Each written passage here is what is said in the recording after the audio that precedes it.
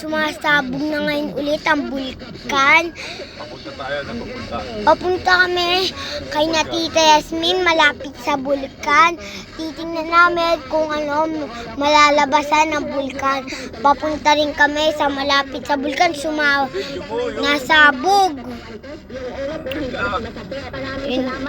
Nasaan yung kidlat? Ayun guys, yan yung kidlat. Tingnan nyo yung kidlat kung gaano kalakas kanina. Abangan mo ulit. You know, guys, kakatakot guys. Kaya mag-ingat kayo.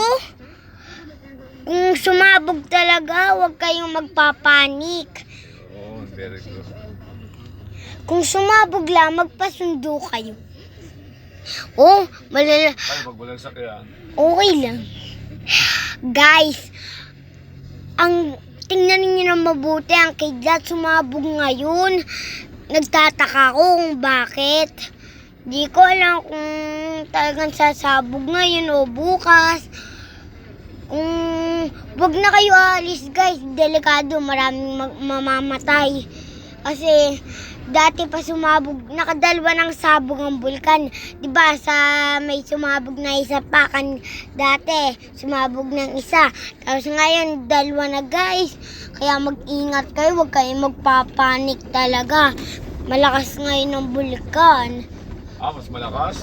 Oo, As kasi namamagana.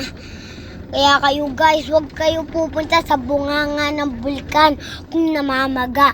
Kasi pag kayo gabi makapunta, kayo ay mamamatay kasi hindi nyo makikita kung saan kayo nakakalakad o sa bunganga na kayo nahulog na kayo sa bunganga.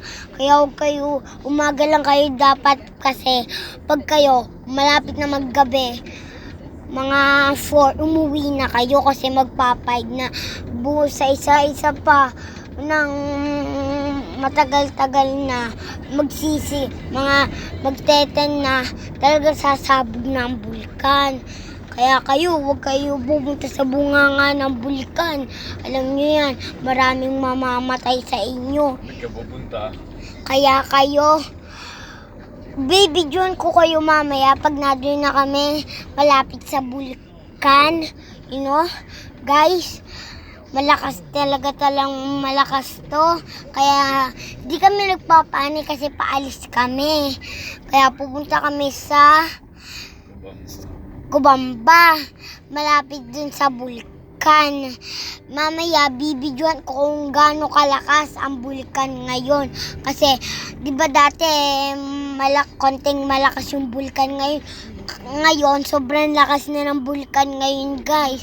Alam niyo yan, mamaya pagdating namin eto na tayo guys. Sige, bye bye. Ito na ang bahay. Bye guys.